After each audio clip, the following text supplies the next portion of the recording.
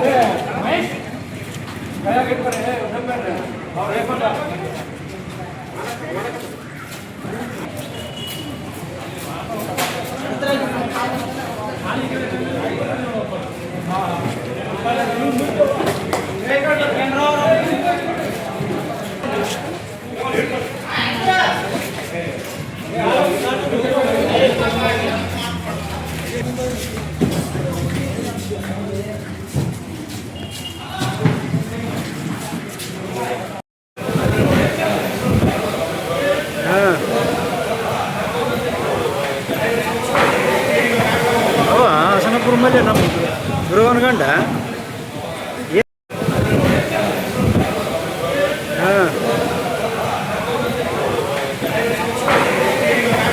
ಅವ ಹಾಸನಪುರ ಮೇಲೆ ನಮ್ಮ ಗುರುವನ ಗಂಡ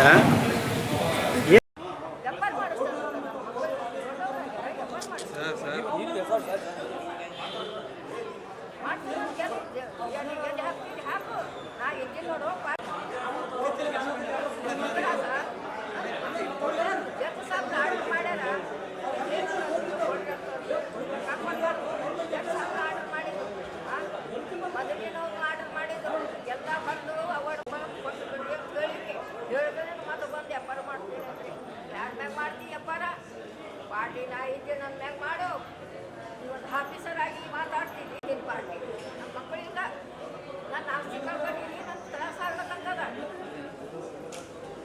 ಸರ್ಕಾರದಂತ ಡ್ಯೂಟಿ ಮಾಡಿದ್ರಿ ಅದು ಯಾಕಂತ ಮಾಡಿದ್ರಿ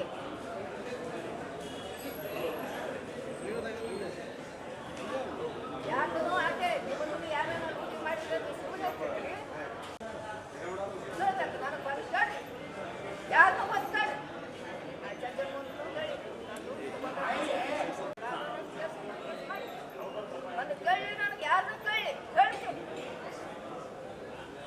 ಈ ಕೇಸು ಸಿನ್ಸ್ 1983-84 ನಡೆದದ. ಇದು 42 ವರ್ಷ ಆಯಿತು. ಇದು ಈಗ ಹಾಕಿದ್ದು ಎಕ್ಸಿಕ್ಯೂಷನ್ ಪೆಟಿಷನ್ ನಂಬರ್ 165/2025. ಆ ಕೇಸ್ನೊಳಗೆ ಮಾನ್ಯ ಫಸ್ಟ್ ಅಡಿಷನಲ್ ಸಾಹೇಬರು ಅಟ್ಯಾಚ್ಮೆಂಟ್ ಇಶ್ಯೂ ಮಾಡ್ಯಾರ. ಮುನ್ಸಿಪಾಲ್ಟಿ ಅಗೇನೆಸ್ಟ್ ಏನು ಅಟ್ಯಾಚ್ಮೆಂಟ್ ಮಾಡ್ಯಾರ ಅದು ಎಲ್ಲ ಏನೇನು ಸಾಮಾನುಗಳವ ತೊಗೊಂಡು ನಾವು ಕೋರ್ಟಿಗೆ ಒಯ್ದು ಪ್ರೊಡ್ಯೂಸ್ ಮಾಡಬೇಕು. ಇದು ಇಲ್ಲಿ ಇವ್ರದ್ದೊಂದು ಜಾಗ ಇತ್ತು, ಅದು ಅವ್ರಿಗೆ 6000 ಸ್ಕ್ವೇರ್ ಫೀಟ್ ಏನು ಎಷ್ಟೋ ಇತ್ತು. ಅದ್ರ ಬಗ್ಗೆದಾಗೆ 1983-84 ಕೇಸ್ ಆಗಿತ್ತು.